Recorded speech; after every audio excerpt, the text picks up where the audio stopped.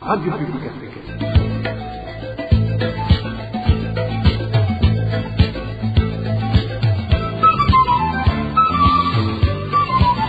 Radio Publique Africaine.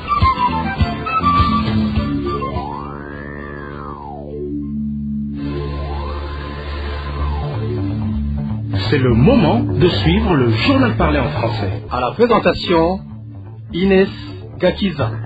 Bonsoir et merci d'être de nouveau au rendez-vous du journal de la RPA. Les titres pour commencer. Depuis ce lundi, l'ancien Premier ministre, le général Bunyoni, n'est pas localisable.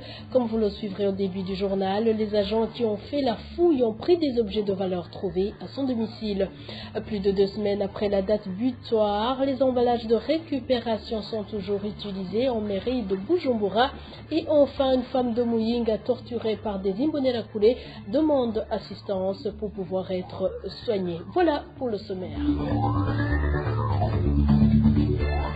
Encore une fois, bonsoir et bienvenue, je viens de vous le dire. Climat de tension au sein du cercle dirigeant du régime CNDD-FDD depuis la fouille perquisition faite hier au domicile du général Alain-Guillaume Bunyoni par des agents du corps de police, du service national des renseignements et de la garde présidentielle.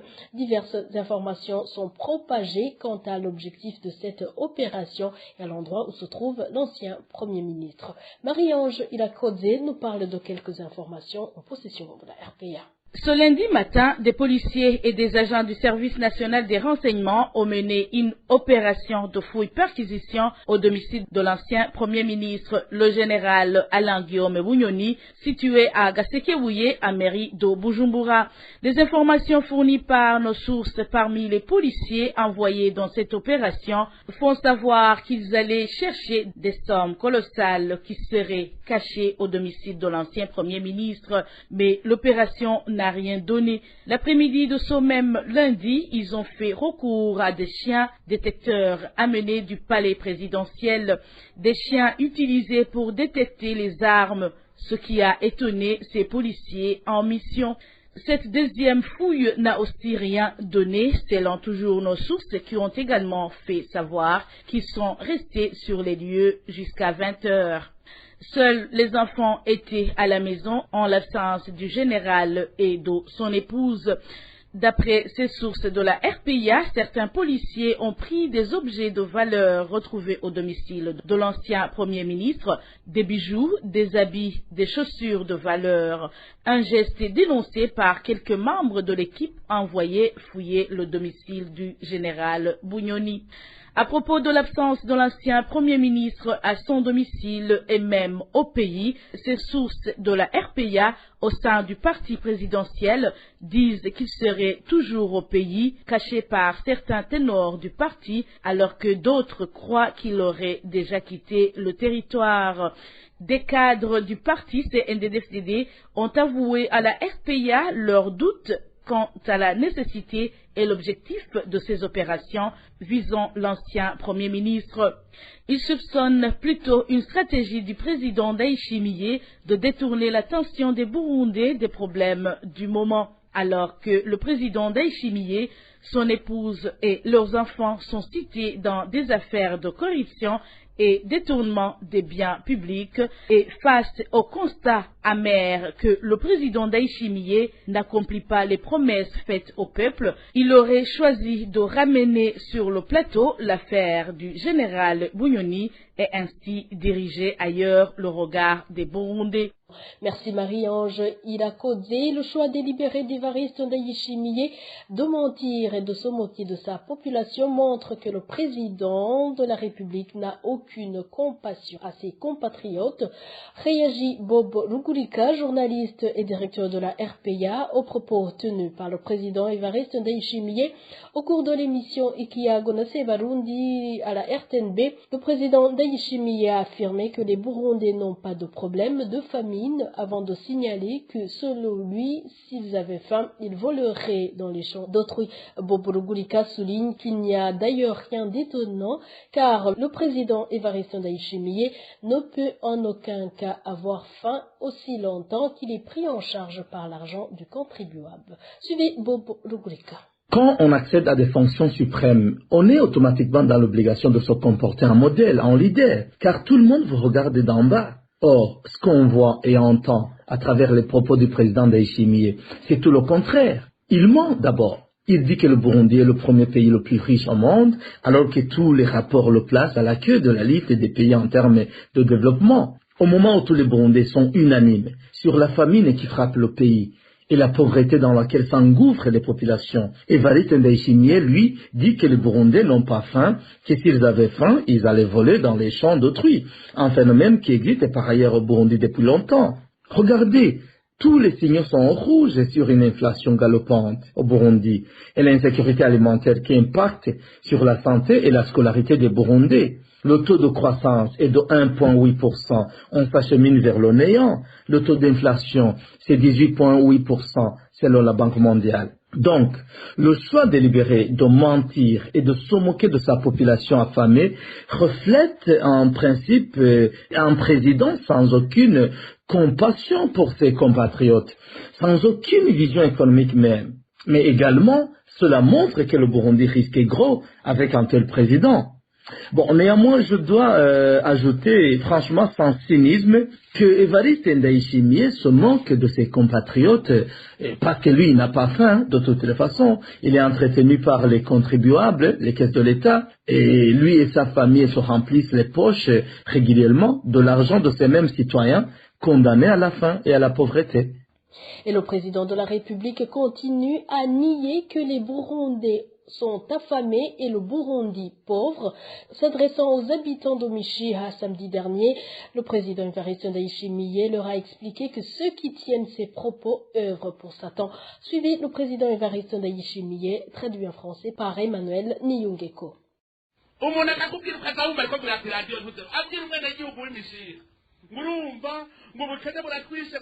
Quelqu'un s'adresse à la population de Mishiha et ose lui dire que les Burundais sont pauvres et affamés parce qu'aucun habitant de Mishiha ne parvient pas à réunir $425 par an. Vous entendez ces propos vraiment? Trop bête. Un habitant de Mishiha, de Chendajuru, est affamé car il n'a pas $425 par an. Il est à Bujumbura. Pour quelle raison l'habitant de Chendajuru a besoin de dollars? Il est assis à Bujumbura. Il demande une interview dans une radio pour dire ça. Il ne connaît ni Mishiha ni Chendajuru. Le jour où il viendra, demandez-lui en quoi vous avez besoin de dollars ici à Mishiha.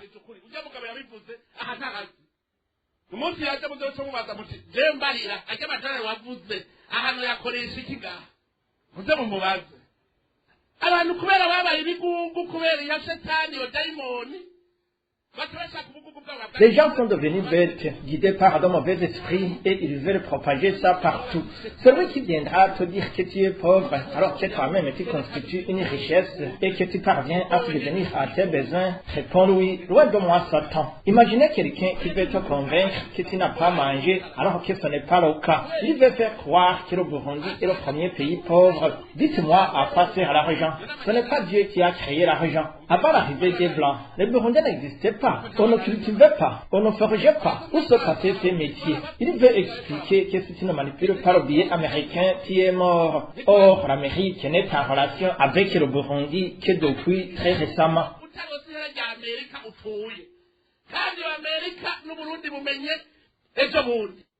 Et réagissant à ces propos, le porte-parole du parti MSD trouve que le président Évariste Ndayishimiye ne devrait pas continuer à considérer les Burundais comme des enfants ignorants en leur expliquant qu'ils n'ont pas besoin de devises. Epitas Shimirimana rappelle que la population est menacée par la famine parce que le pays enregistre un manque criant de ces devises pour pouvoir importer des produits de première nécessité. Suivez plutôt Epitas Shimirimana, porte-parole du parti MSD. Mbega umukuru w'igihugu Evariste Ndayishimiye avuga ko umunyagihugu w'Imishiha ngo adakeneye amadolari. Le président dit qu'un citoyen de Mishiha n'a pas besoin de dollars. Est-ce qu'il ignore que ce même citoyen sait très bien que ces dollars sont utilisés pour l'importation du carburant, de l'engrais chimique et d'autres produits de première nécessité? Est-ce que le président ne sait pas que ces produits manquent dans le pays? J'aimerais lui rappeler que les Burundais savent très bien que la pénurie de ces produits est liée au manque de devises. Quand les dollars manquent au pays, les prix de tous les produits montent. Pour nous, Évariste Ndayishimiye et ses amis disent qu'un citoyen burundais n'a pas besoin de dollars par ignorance. Je profite de l'occasion pour donner un conseil au président de la République, de même que les autres autorités. S'ils n'ont pas de solution aux problèmes qui hantent le pays, qu'ils cessent de narguer les Burundais et de les considérer comme des vauriens. Ils devraient plutôt discuter avec le peuple burundais pour trouver des solutions à ces problèmes. S'ils ne changent pas de langage, les Burundais à leur tour les prendront pour des stupides. J'aimerais dire au président, s'il a décidé de prendre le pouvoir et que les Burundais sont restés silencieux, cela ne veut pas dire que ce sont des ignorants. Quand ils volent les richesses du pays, lui, sa femme et ses enfants, et que les Burundais ne réagissent pas, ce n'est pas de la stupidité. Les Burundais savent par quels moyens démontrer qu'ils ne sont pas stupides. Qu'Évariste Ndayishimiye soit patient. Les Burundais lui prouveront qu'ils ne sont pas stupides. Ils l'ont montré aux autres autorités dans le passé. C'était Epitas Nshimirimana, le porte-parole du parti MSD. Et je vous rappelle que vous pouvez retrouver ce journal de la RPA ainsi que toutes les autres productions de la RPA sur les différentes plateformes de la radio, sur YouTube, Twitter, Facebook et sur le www.rpa.bi, mais également en écrivant sur WhatsApp au numéro +49 178 19 181 111 85. À part les enseignements à caractère haineux diffusés par le biais des réseaux sociaux, l'association Bimenye Burundi Communication Center ne cesse d'ouvrir des bureaux et de mettre en place des comités dans différentes provinces et communes du Burundi. Nos sources indiquent que les membres de ces comités ont la tâche de faire parvenir ces enseignements aux citoyens lambda dans tout le pays. Éloge divin, Remesha. Au départ, l'association Bimenye Burundi Communication Center s'est fait enregistrer comme une association sans but lucratif ayant pour objectif le développement des Burundais via l'apprentissage de l'informatique, la gestion des projets, le journalisme, l'écriture de feuilletons, la production des films et feuilletons ainsi que l'anglais. Mais en réalité, cela n'a été qu'une couverture imaginée par son initiateur et représentant légal en la personne d'Otade Nziga Matsabo. En effet, certains de nos sources également, membres du CNDD-FTD et qui font partie des groupes WhatsApp créés pour la diffusion des productions de l'association Bimenye Burundi nous ont indiqué que les enseignements dispensés par la dite association ont comme objectif la falsification de l'histoire du Burundi afin d'attiser une haine au sein de la communauté Hutu à l'endroit des Burundais de la composante Tutsi, notamment en faisant croire aux Hutus que les Tutsis les ont malmenés dans le passé et que ces derniers sont à l'origine de tout leur malheur. Et pour faire passer leur message à travers tout le pays, l'association Bimenye Burundi Communication Center a déjà ouvert des bureaux dans certaines provinces et communes du pays et des comités ont également été mis en place. Les bureaux déjà ouverts et dont la RPA a pris connaissance sont notamment implantés dans les provinces de Gitega, Bujumbura, Bubanza et Rumonge. Ces bureaux, de même que ces comités, ont pour tâche la large diffusion de ces enseignements jusqu'au niveau collinaire, étant donné que la majeure partie de la population burundaise n'utilise ou ne connaissent pas l'Internet, expliquent nos sources. Pour ce qui est de la rémunération de ces agents recrutés par l'association Bimenye et provient directement des cotisations des membres du parti au pouvoir, le CNDD-FTD, regroupés dans les différents groupes WhatsApp ou par ces messages à caractère haineux et qui vivent au Burundi et en dehors du pays. Comme mentionné sur la liste relative dont la RPA s'est procuré de la copie, les contributions se font en volonté à condition de ne pas aller en dessous du prix d'un fanta. Nos sources, dont certains d'ailleurs ont déjà donné des contributions, manifestent ainsi leurs inquiétudes quant à l'extension des activités de l'association Bimenye, d'autant plus que peu de personnes parmi les bénéficiaires des enseignements de la dite association ne sont pas à mesure de comprendre que l'objectif est de les manipuler en jouant sur la donne ethnique. Dossier à suivre. Et je vous l'avais dit au début de ce journal, les proches d'Espérance Balanderetse de la commune et province Muyinga demandent que les bienfaiteurs lui paient le retrait des aiguilles dans ses poumons. Cette veuve, qui serait âgée de près de 60 ans, a été passée à tabac par des Imbonela Koulé qui ont introduit ces aiguilles dans son corps. Émile Nivasumba. Espérance Varanderetse a commencé à être passée à tabac par les Imbonerakure vers 20h30. C'était le 26 mars dernier, selon les habitants de la localité de Nhekema, sur la colline Gitaramuka. Ce jour-là, ces Imbonerakure ont d'abord attiré Espérance Varanderetse vers son champ, qui était loué par Abdul Daruruhire, selon les témoins. C'était quelques jours après que cette femme a saisi les chefs collinaires pour dénoncer l'abattage de ces arbres sans autorisation par son locataire, signalent les mêmes sources. Arrivés dans le champ, les Imbonerakure ont accusé la femme d'avoir saccagé les plants de haricots de son locataire. Selon les habitants de Gitaramuka, les Imbonerakure ont alors commencé à la passer à tabac, selon cet habitant de Gitaramuka. C'est horrible, à vrai dire. C'est un crime inqualifiable. Ils l'ont torturé et après, il a introduit de force 2 aiguilles dans ses côtes, à droite et à gauche. Il a visé les poumons. Espérance Varanderetse est admise à l'hôpital militaire de Kamenge depuis une semaine, selon ses proches. Elle s'est rendue à cet hôpital après avoir découvert la présence de ces aiguilles dans ses poumons à travers une radiographie effectuée à Muyinga. Avant cet examen, elle se plaignait des douleurs depuis 2 semaines sans savoir exactement ce qu'elle avait. 3 présumés auteurs de cette persécution ont été arrêtés depuis samedi. C'est notamment Abdul Daruruhire, autorité locale, et Imbonerakure, accusés d'avoir introduit de force les aiguilles dans les côtes d'Espérance Varanderetse lorsqu'elle était épuisée lors du passage à tabac. L'autre suspect, c'est Gabriel, surnommé Chapati. Il appartient aussi à la Ligue des jeunes du parti CNDD-FDD, les Imbonerakure. Le troisième est un Imbonerakure connu sous le nom d'Isidore. La population de Gitaramuka signale que même s'ils ne sont pas encore arrêtés, le chef des Imbonerakure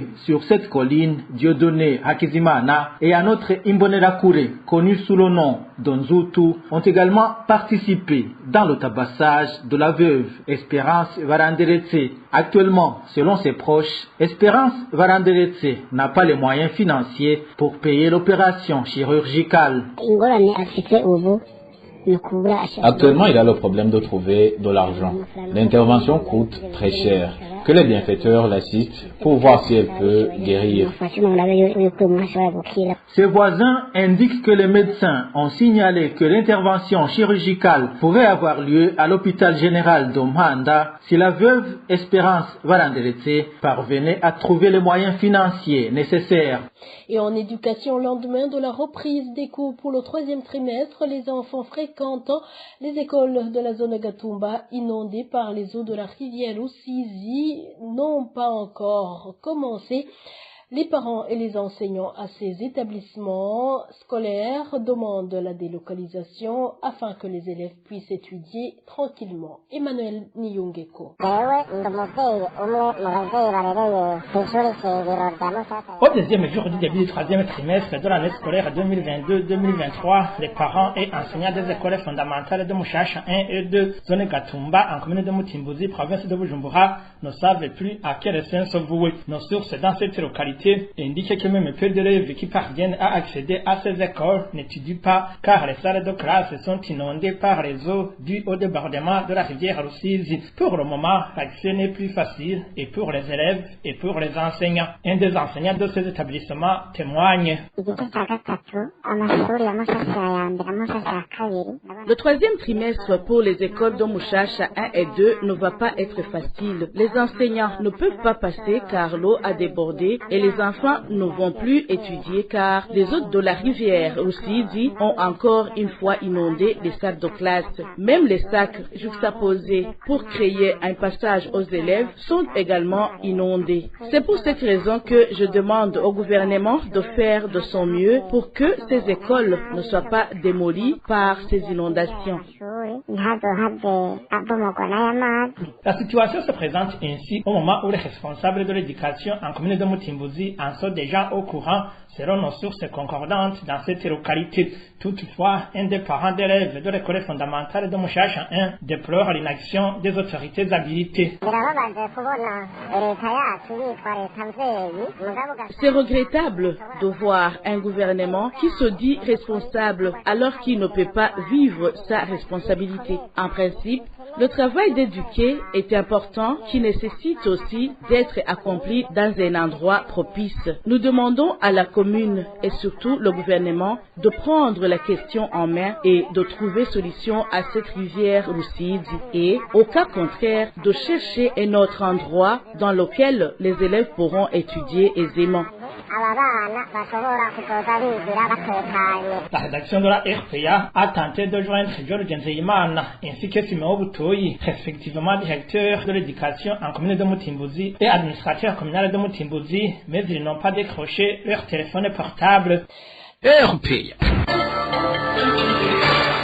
Les emballages de récupération sont toujours utilisés dans différents marchés de la mairie de Bujumbura, alors que le délai du bureau burundais de la normalisation et contrôle de qualité est passé. La population explique que c'est par manque d'emballage de substitution. Eric Niyonzima. Le bureau burundais de normalisation et de contrôle de la qualité BBN avait fixé la date butoir au 31 mars 2023. Après ce délai, l'usage des emballages de récupération était interdit sur tout le territoire national. Lors de sa dernière conférence de presse tenue au milieu du mois dernier de mars, Séverus Ndekengera, le directeur du BBN, avait sollicité l'intervention des agents de l'ordre et l'administration pour cette mesure interdisant l'usage des bouteilles de récupération soit respectée. Presque 3 semaines après la date limite, les emballages de récupération sont toujours d'usage au Burundi. Notre source nous parle de la situation actuelle. La mesure du BBN interdisant l'utilisation des emballages de récupération, telles les bouteilles de Kinju et autres, n'a pas été respectée. Jusqu'à présent, quand nous achetons de l'huile, on nous sert dans ces bouteilles récupérées. On utilise les bouteilles de boissons, énergie, Aquavit, Tangawizi et autres bouteilles. Que ce soit au marché de Javé, Arvumera ou encore chez Sion, on utilise toujours ces emballages de récupération.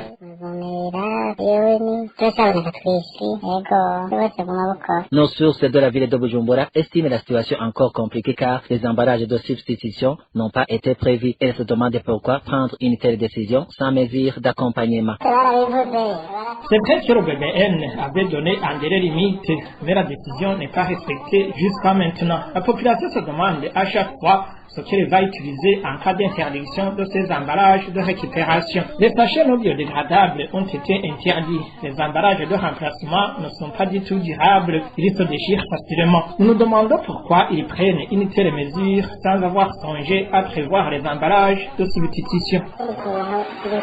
La rédaction de la RPA n'a pas encore pu joindre Séverus Ndekengera, le directeur du bureau burundais de normalisation et du contrôle de la qualité BBN, pour s'exprimer à ce propos.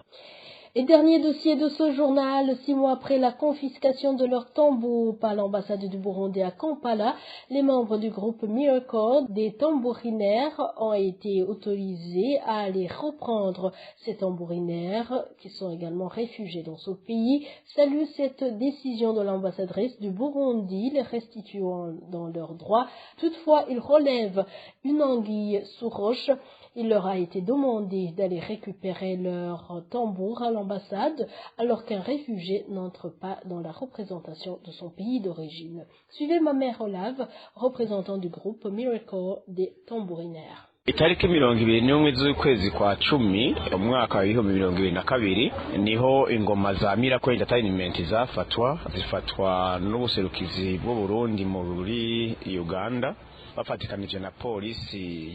Les tambours du club Miracle Entertainment ont été réquisitionnés le 21 octobre 2022 par l'ambassadrice du Burundi en Ouganda, Madame Epiphanie Kaushemeye Namwana, en complicité avec la police ougandaise. Ça fait maintenant 6 mois que nous ne produisons pas. Et comme on avait déjà empoché une avance de la part de nos clients, on a dû contracter des dettes pour les rembourser, vu qu'on n'a pas honoré nos engagements. Mais le 14 courant, l'ambassade, via une correspondance nous adressée, nous a fait savoir qu'on pouvait reprendre nos activités à condition de nous conformer à leurs exigences, notamment à l'article 21 en rapport avec le tambour burundais. Mais le problème persiste toujours vu que nous n'avons toujours pas accès à nos outils de travail, c'est-à-dire nos tambours, puisque, comme nous l'avons dit lors lors de l'invitation qui nous demandait de nous rendre à l'ambassade pour une réunion nous concernant, nous ne pouvons pas mettre les pieds dans les enceintes de l'ambassade en tant que réfugiés. La loi ougandaise est très claire là-dessus et stipule qu'un réfugié qui passe la porte de l'ambassade de son pays d'origine perd automatiquement son statut de réfugié. Donc, nous demandons avec insistance à Madame Epifani Namwana Kaouchemeye de nous faire parvenir ces tambours. Comme elle a eu pitié de nous, qu'elle continue dans ce sens. Nous lui en serons vraiment très reconnaissants. turabisaba dushimitse ko yumvise bikenewe ko abana b'u Burundi babandanya bidagadura mu muco wabo nadufasha agira umutima kandi atugarukane ku dukoresho twe tuzotwakira n'ukuri kandi tuzomukengurukira. Cet article 21 du décret numéro 100/196 du 20 octobre 2017 stipule que le promoteur ou le groupe de tambourinaires qui exhibe le tambour sans autorisation est puni d'une suspension de représenter le tambour pendant 6 mois et d'une amende de 1 million de francs burundais. Et cette autorisation est accordée par le ministre en charge de la culture, mentionne l'article 5 du même décret. La demande d'autorisation doit être faite au moins 2 semaines avant la date d'exhibition. Et voilà, nous arrivons à bon port. Merci pour votre fidélité. Merci à toute l'équipe rédactionnelle et à l'équipe technique. Au micro, vous étiez avec Ines Kakiza. Excellente soirée chez vous.